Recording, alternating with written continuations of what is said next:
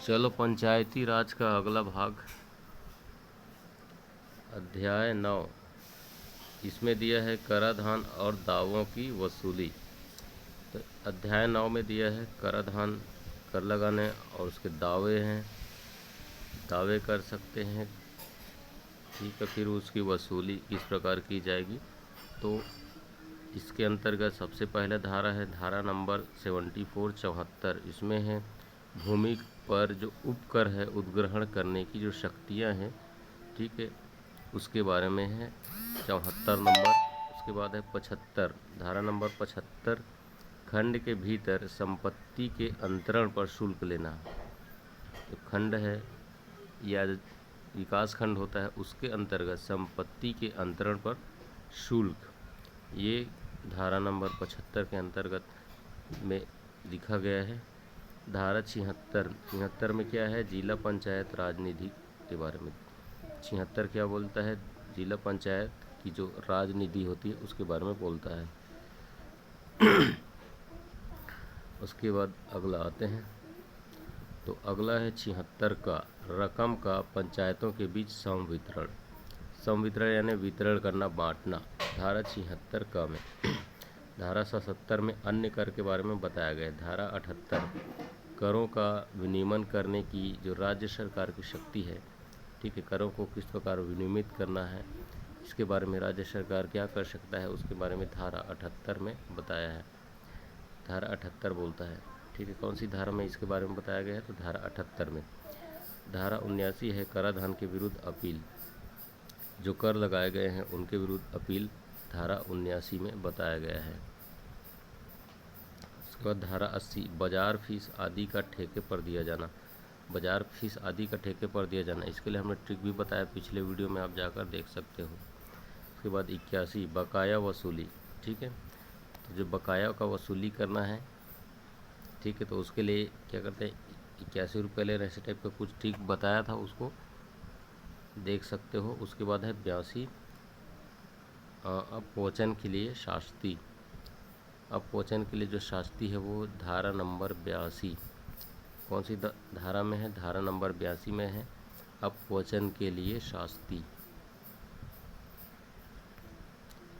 ठीक है। उसके बाद है धारा नंबर 83 करों में राहत देने के बारे में राज्य सरकार की शक्ति, ठीक है, करों में राहत देना हो तो राज्य सरकार किस प्रकार राहत दे सकती है, ठीक है, इसके बारे में 82 नंबर का जो धारा है उसमें बताया गया है, ठीक है। एक धारा था 78, इसमें करों का विनियमन करने की राज्य सरकार की शक्तियों के बारे में बताया गया था। अगला अध्याय आते हैं हम, अध्याय 10। इसमें दिया गया है नियंत्रण किस प्रकार होगा, किस प्रकार कंट्रोल करना है, तो ठीक है, इसके अंतर्गत धारा जो है 84, तो पंचायतों के कार्यों का निरीक्षण, ठीक है, इम्पोर्टेंट है, पंचायतों के कार्यों का निरीक्षण किस प्रकार करना है उसके बारे में ये बोलता है धारा 84 जो है, ठीक है। उसके बाद है 85 आदेशों आदि का निष्पादन निलंबन करने की शक्ति। आदेश वगैरह हैं उनको निष्पादन करना है, निलंबन करना है, इस प्रकार की जो शक्तियां हैं उसके बारे में जो वर्णन है वो है धारा नंबर 85 में। कौन सी धारा में है, 85 नंबर की धारा।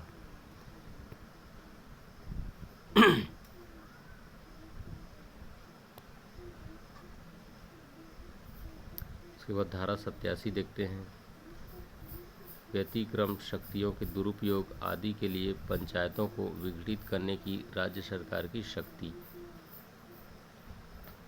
ठीक है। तो ये बताया है धारा नंबर 87 में, जो राज्य सरकार है वो व्यतिक्रम और शक्तियों के जो दुरुपयोग हो जाता है आदि के लिए पंचायतों को जो राज्य सरकार है वो किस प्रकार विघटित कर सकती है, ये धारा नंबर 87 में बताया गया है। धारा 88 पंचायतों के कार्यकलापों की जांच करना। पंचायतों के कार्यकलापों की जांच करना, ठीक है, 8 यानी डबल 8 में क्या है, पंचायतों के कार्यकलापों की जांच। अब हम देखते हैं धारा 89 हानि दुरुपयोजन के लिए पंचों आदि का हानि हो रहा है, तो उसके लिए दुरुपयोजन हो रहा है, तो इसके लिए पंचों के क्या दायित्व है। ठीक है, ठीक है। तो पंचों के क्या दायित्व है, तो पंच जो है सबसे निचले स्तर पर होते हैं, तो कम से कम अठन्नी का तो इनका दायित्व तो होना चाहिए। 100 रुपये में कम से कम अठन्नी, 8 नी 89, 8 9, तो अठन्नी का तो इसमें दायित्व तो होना चाहिए। तो ऐसे करके आप इसको याद रख सकते हो, 88 89 को हानि दुरुपयोजन के लिए पंचों का दायित्व। उसके बाद है 90, पंचों और अन्य स्थानीय प्राधिकारियों के बीच विवाद, इसके बारे में वर्णन है धारा 90 में। 90 नहीं बन रहा, ना बने, ना बने, तो नहीं बन रहा है तो क्या होता है, विवाद होता है। तो पंचायतों और अन्य स्थानीय प्राधिकारियों के बीच ना बने तो विवाद हो गया, तो ये धारा नंबर 90 ऐसे करके इसको रिमेन रखना है। उसके बाद है धारा 91, अपील और पुनरीक्षण। अपील और पुनरीक्षण किस धारा में है, अपील और पुनरीक्षण, ये धारा नंबर 91, धारा नंबर 91 में है अपील और पुनरीक्षण। ठीक है, अपील और पुनरीक्षण के बारे में धारा है 91, उसमें बताया है। अब देखते हैं धारा 92, अपील अभिलेख और वस्तुएं वापस कराने तथा धन वसूलने की शक्तियाँ। ठीक है, अपील हो गया, अभिलेख हो गया और वस्तुएं हैं, इन सबको वापस कराने और धन को वसूलने की जो शक्ति है उसके बारे में धारा 92 बोलता है। ना दो, अगर कोई ना दे रहा है, ना दूँ बोल रहा है, ना दूँ बोल रहा है, ना डू 92, तो उसको वापस कराना, इसको अभिलेख वस्तुएं वापस कराने तथा धन वसूलने की शक्ति, धारा नंबर 92 में वर्णन किया गया है इसका।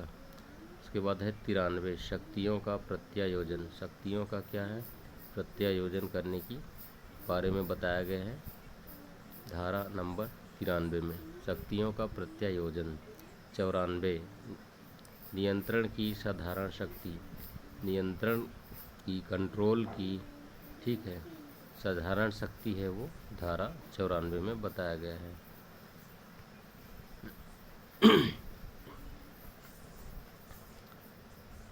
अब आ जाते हैं धारा हो गए, अब आते हैं अध्याय 11, नियम और जो उपविधियां हैं उनके बारे में। ठीक, नियम उपविधियां, ठीक है। तो धारा नंबर 95, अध्याय 11 में है नियम और नियम। एक एक नियम बहुत ज़रूरी है, ऐसे करके इसे याद रख सकते हो। तो 95 है नियम बनाने की शक्ति, नियम बनाने की शक्ति धारा नंबर 95। और उपविधियाँ किसमें हैं, तो 96, उपविधियाँ किसमें हैं, 96। पूछ दे आदर्श मॉडल उपविधियाँ किसमें हैं, तो 97, आदर्श मॉडल उपविधियाँ किसमें हैं, 97 नंबर की धारा में। अब देखते हैं अध्याय 12, शास्ति। शास्ति मतलब होता है दंड वगैरह के बारे में, धारा नंबर 12। ठीक है, तो 12 यानी शास्ति जो बताया है अध्याय 12 में। तो दंड क्या होते हैं, बड़े बड़े भी होते हैं। तो दंड से क्या होता है, बड़ा बड़ा डर जाता है, शास्ति से बड़े बड़े लोग डर जाते हैं, तो इससे 12। ठीक है, तो 12 में दिया है शास्ति।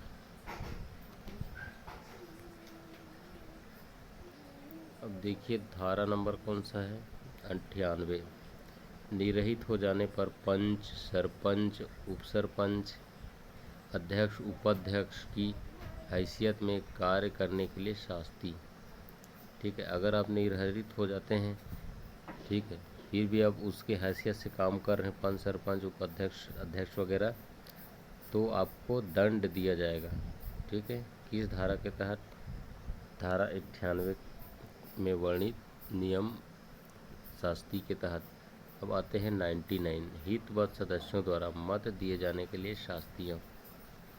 हितबद्ध जो सदस्य होते हैं किसी भी चीज़ के बारे में, उनके द्वारा अगर मत दिया जाता है तो इसके लिए शास्तियाँ जो है वो इसमें बताया गया है।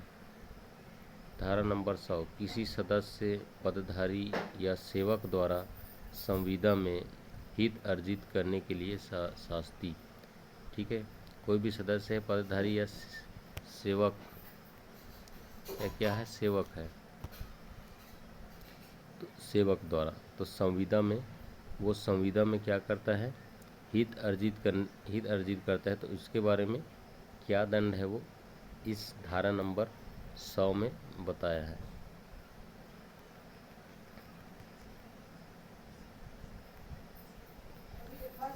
धारा नंबर 101 अधिकारियों आदि का सदोष अवरोध। अधिकारियों वगैरह जो भी हैं उनका क्या है, सदोष अवरोध होता है, उसके बारे में धारा नंबर 101 बोलता है। कौन सी धारा बोलती है, धारा नंबर 101 जो है अधिकारियों आदि का जो उनका विरोध होता है, सदोष के साथ विरोध होता है 101 नंबर की धारा में। धारा नंबर 102, धारा नंबर 102 पंचायतों के सदस्य आदि को बाधा पहुंचाने की प्रतिषेध। ठीक है, तो इसके बारे में 102 नंबर की धारा बोलती है कि पंचायत के जो सदस्य वगैरह हैं इनको बाधा पहुंचाने से किस प्रकार बचाना है और इसकी सज़ा क्या है, जो अगर कोई ऐसा करता है, इनको बाधा पहुंचाता है तो। उसके बाद धारा नंबर 103 सूचना को हटाने या मिटाने का प्रतिषेध।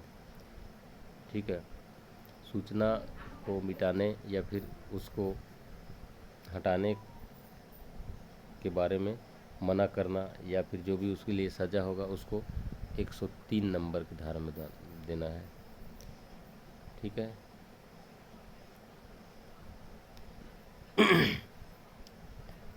उसके बाद आते हैं धारा नंबर 104 जानकारी न देने या मिथ्या जानकारी देने के लिए शास्ति। ठीक है, धारा नंबर कौन सी है, 104।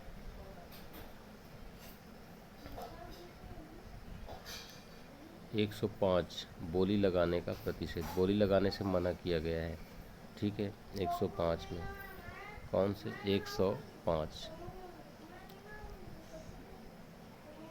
अब इसको ऐसे याद रख सकते हैं कि भाई देखो बोली लगाते हुए हमें 100 लोगों ने बोली लगा लिया, अब 105 भी हो गया, अब बोल रहे हैं कि भैया बस करो, अब बोली मत लगाओ, तो बोली लगाने का प्रतिषेध 105। धारा नंबर है 106 किसी पंचायत को नुकसान की क्षतिपूर्ति किए जाने की जो प्रक्रिया है, जो भी नुकसान हुआ है किसी पंचायत को, उसको क्षतिपूर्ति कैसे करना है इसके बारे में। ठीक है, 106वें नंबर की धारा में लिखा गया है, क्या लिखा गया है उसमें, किसी पंचायत को नुकसान की क्षतिपूर्ति किस प्रकार किया जाना है। कौन सी धारा, धारा नंबर 106। अब यहाँ पे अध्याय आ जाते हैं 13, इसमें दिया है प्रकीर्णन के बारे में। क्या दिया है इसमें, प्रकीर्णन, यानी प्रकीर्णन ऐसी चीज़ें जो अस्त व्यस्त हैं उन सबको मिलाकर, या फिर जो भी चीज़ें इधर उधर बिखरी हैं उन सबको इकट्ठे करके, या अस्त व्यस्त चीज़ों को यहाँ पे जो भी है बचे कुचे उन सबको यहाँ पे दिया हुआ है, इसे प्रकीर्णन बोला जाता है। तो इसमें है धारा नंबर 107 सद्भावपूर्वक किए गए कार्यों का परित्राण। ठीक है, सद्भावपूर्वक जो भी कार्य किए गए हैं उसका क्या करना है, परित्राण जो किया जाता है उसको 107 में बताया गया है। ठीक है, धारा नंबर 107 में, धारा नंबर 160 सूचना के अभाव में वाद का वर्जन। ठीक है, अगर कुछ भी सूचना नहीं मिल पाती है तो जो वाद विवाद हो रहा है या बातें हो रही है उसको रोक दिया जाना। किसमें, धारा नंबर 108 में। 109 क्या बोलता है, सदस्यों हो गया अधिकारियों आदि के विरुद्ध कतिपय वादों में प्रतिवाद पंचायत के खर्चे पर किया जाएगा। ठीक है, जो भी सदस्य हैं अधिकारी वगैरह हैं उनके विरुद्ध कुछ भी मामले होते हैं तो जो प्रतिवाद है वो किसके खर्चे पर किया जाएगा, पंचायत के खर्चे पर किया जाएगा। किस धारा में बताया है, धारा नंबर 109 में। 110 कर आदि के संबंध में अन्य कार्यवाही वगैरह जो हैं उनके बारे में वर्णन। किस धारा में, 110वें नंबर की धारा में क्या बताया गया है, जो कर हैं आदि हैं इनके संबंध में जो अन्य कार्रवाई वगैरह है, ठीक है, उनका वर्जन। ठीक है, कर के संबंध में अन्य कार्रवाई नहीं करना है, ऐसा वर्जन किस में है, 110 में। ठीक है, तो ये हो गया 110 नंबर। 111 पंचायतों के सदस्य या सेवक लोक सेवक होंगे। ठीक है, वेरी इंपॉर्टेंट। तो पंचायत के सदस्य हैं वो जो सेवक हैं वो ही लोक सेवक भी कहाएंगे, ऐसा बताया गया है। तो पंचायतों के एक एक जो सदस्य हैं, ऐसे कर किसे याद रखें, तो वो लोक सेवक भी होंगे। ऐसे करके 112 में आते हैं, रिक्ति या गठन की प्रक्रिया आदि में त्रुटि होने के कारण पंचायत के कार्य अविधि मान्य नहीं होंगे। यानी कोई भी रिक्ति हो गया या गठन की प्रक्रिया आदि में अगर त्रुटि होता है तो पंचायत के जो कार्य हैं उसको गलत नहीं माना जाएगा, ठीक है, अविधि मान्य नहीं होगा, मतलब वो सही ही कहा जाएगा 112 के तहत, ठीक है। किस धारा में? धारा नंबर 112 में ऐसा कहा गया है, ठीक है।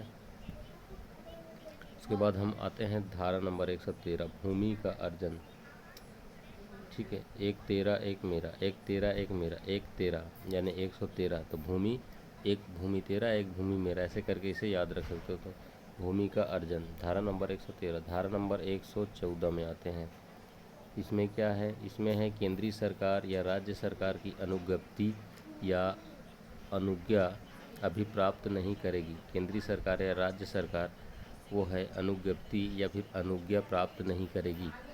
इसके बारे में वर्णन धारा नंबर 114 में बताया गया है, यानी धारा नंबर 114 बोलता है। धारा नंबर 115, पंचायत की धन उधार लेने की शक्ति, पंचायत की धन उधार लेने की शक्ति के बारे में वर्णन किस में दिया है? 115, ठीक है।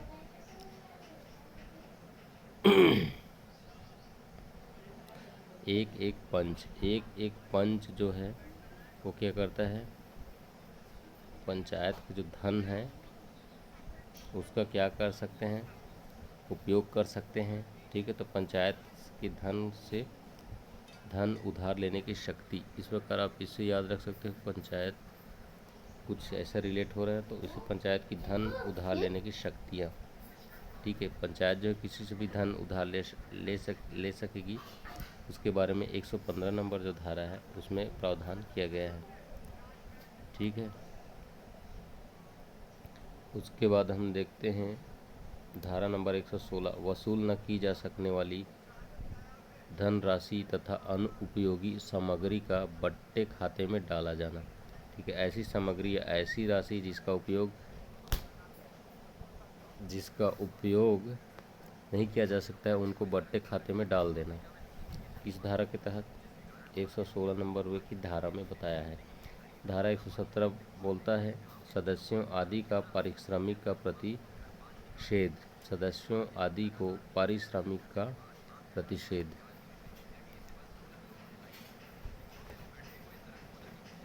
ठीक है। तो 117 बोलता है जो सदस्य आदि हैं इनको पारिश्रमिक का प्रतिषेध, यानी इनको क्या है? पारिश्रमिक नहीं देना है, इस प्रकार से कुछ बताया 117 में। 118 में क्या है? पंचायतों के अभिलेख आदि का निरीक्षण किया जा सकेगा। किस धारा के तहत? धारा 18 के तहत। धारा 18 के तहत, धारा 18 में 118 में बोलता है कि पंचायतों के अभिलेख आदि का निरीक्षण किया जा सकेगा। किस धारा के तहत? धारा नंबर 118, 118 के तहत। इसके बाद धारा नंबर 119, धारा नंबर 119 बोलता है दस्तावेजों आदि तामील कराने की पद्धति, दस्तावेजों आदि की तामील कराने की जो पद्धतियां हैं दस्तावेज वगैरह को, उसके बारे में बोलता है। कौन सी धारा? धारा नंबर 119। धारा नंबर 119, धारा नंबर 119 बोलती है दस्तावेजों आदि को तामील कराने की जो पद्धति है उसके बारे में। धारा 120, अधिनियम के प्रयोजनों के लिए प्रवेश, अधिनियम के प्रयोजनों के लिए प्रवेश किस प्रकार होना है? अधिनियम के बारे में, उसके अधिनियम के लिए, तो आप इसको छोड़ सकते हो 120 को। उसके बाद 121 देखो, निर्वाचन मामलों में न्यायालयों द्वारा हस्तक्षेप का वर्णन। निर्वाचन संबंधी मामलों में न्यायालय जो है उसका वर्णन, न्यायालय जो है उसका क्या है? वर्जन है, न्यायालय उसमें हस्तक्षेप नहीं कर सकता। तो इस धारा को याद रख सकते हो, धारा नंबर 121 को। उसके बाद धारा नंबर 122, निर्वाचन याचिका 122, इसमें क्या है? निर्वाचन याचिकाओं के बारे में। 123 ऐसे व्यक्तियों को निष्कासित करने की शक्ति जो फीस का संदाय करने से इनकार कर देते हैं, उनको निष्कासित करने की शक्ति किसमें है? धारा नंबर 1, 2, 3। तो 1, 2, 3 कर रहा है, पैसा नहीं दे रहा है, 1 दिन 2 दिन 3 दिन कर रहा है, फीस नहीं दे पा रहा, इसलिए तुझसे इनको निष्कासित करने की शक्ति के बारे में बताया है। 124 क्या बोलता है? स्वामी अधिभोगी द्वारा व्यतिक्रम किए जाने पर पंचायत संकर्मों का निष्पादन कर सकेगी, आय व्यय वसूल कर सकेगी। यानी स्वामी या अधिभोगी जो है उनके द्वारा कोई भी चीज़ का व्यतिक्रम किया जाता है, हड़पा जाता है या कुछ और गलत तरीके से अर्जित किया गया जो भी चीज़ है उसको पंचायत संकर्म का निष्पादन कर सकेगी। ठीक है, तो पंचायत उसका क्या कर सकेगी? उसको वसूल सकेगी, ठीक है, और व्यय वसूल कर सकेगी। इसी के बारे में 124 में बताया है। 125 ग्राम पंचायत के मुख्यालय का बदला जाना, ग्राम सभा का विभाजन, समावलोकन तथा परिवर्तन, ये जो है 125वें नंबर की धारा में बताया गया है। कौन सी धारा बोलता है सर? धारा 125। धारा 125 क्या बोलता है? ग्राम पंचायत का जो मुख्यालय है उसको किस प्रकार बदला जाएगा और ग्राम सभा का किस प्रकार विभाजन होगा, समामेलन तथा परिवर्तन, इसके बारे में बताया है। धारा 125 इम्पोर्टेंट है। 126 में आते हैं ग्राम का विस्थापन। अब इसमें जो गांव होता है उसका विस्थापन किस प्रकार करना है, तो 126वें नंबर की धारा इसमें लिखा गया है। 127 खंड तथा जिला पंचायत की सीमाओं में परिवर्तन, खंड तथा जिला पंचायत की सीमाओं में परिवर्तन, कौन सी धारा है? धारा नंबर 27। धारा नंबर 126 ग्राम का विस्थापन। धारा नंबर 125 ग्राम पंचायत के मुख्यालय का बदला जाना, ग्राम सभा का विभाजन, समामेलन तथा परिवर्तन के बारे में। धारा 122 क्या बोला है? निर्वाचन याचिका। धारा 123 क्या बोला था? वसूली करना, ऐसे व्यक्ति को निष्कासित करने की शक्ति जो फीस का संदाय करने से इनकार कर देते हैं। धारा नंबर 123।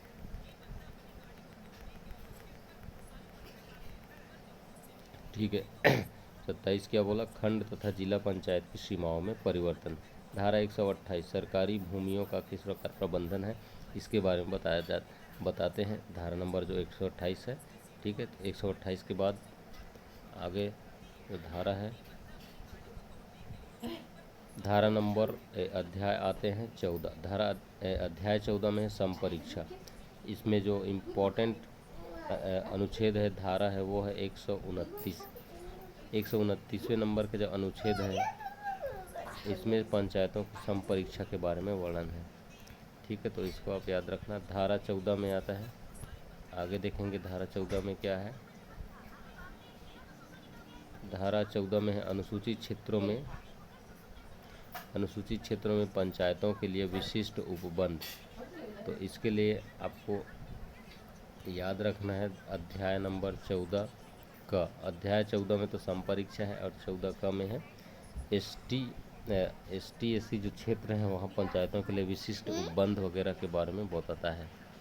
तो ये बताता है 129 का उन क्षेत्रों में परिभाषा के बारे में। 129 का ग्राम सभा तथा ग्राम सभा का गठन। ठीक है, ग्राम सभा तथा ग्राम सभा का गठन 129 ख में है ग्राम सभा। और ग क्या बोलता है? ग्राम सभा की शक्ति और कृत्य, ग्राम सभा की शक्तियाँ और कृत्य। धारा नंबर 129 ग ग्राम सभा की शक्ति हो गया, उनके कृत्य हो गए, इनके बारे में। और गठन कौन बोलता है? गठन बोलता है 129 ख। 129 घ ग्राम पंचायतों के कृत्य। यहाँ ग्राम सभा के कृत्य, ग्राम सभा के कृत्य पूछेगा तो 129 ग। और ग्राम पंचायत के कृत्य, ग्राम पंचायत के कृत्य पूछेगा तो घ डालना है, 129 घ। 129 घ, ठीक है। 129 अंगा स्थानों का आरक्षण। तो अनुसूचित क्षेत्रों में स्थानों का जो आरक्षण है उसके लिए कौन सा अनुच्छेद है? उसके लिए अनुच्छेद है 129 अंगा, स्थानों का आरक्षण। अब देखिए अगला जो हम देखते हैं 129 च। इसमें जनपद तथा जिला पंचायत की समितियां किस क्षेत्र में, ये अनुसूचित क्षेत्र की बात कर रहे हैं, SC/ST क्षेत्र की बात कर रहे हैं। तो यहाँ पे 129 च, इसमें जो है जनपद और जिला पंचायत की समिति, ये शक्तियाँ हैं, ये दोस्तों समितियाँ नहीं हैं, ठीक है। ये समितियाँ नहीं है, ये क्या है, शक्तियाँ हैं, शक्तियाँ। तो 129 में जनपद तथा जिला पंचायत की शक्तियों के बारे में वर्णन मिलता है, ठीक है। तो दोस्तों ये हुआ छत्तीसगढ़ पंचायती राज के सभी अध्याय और अनुच्छेद। 2 पार्ट में हमने इसको ख़त्म किया है। कितने पार्ट में? 2 पार्ट में।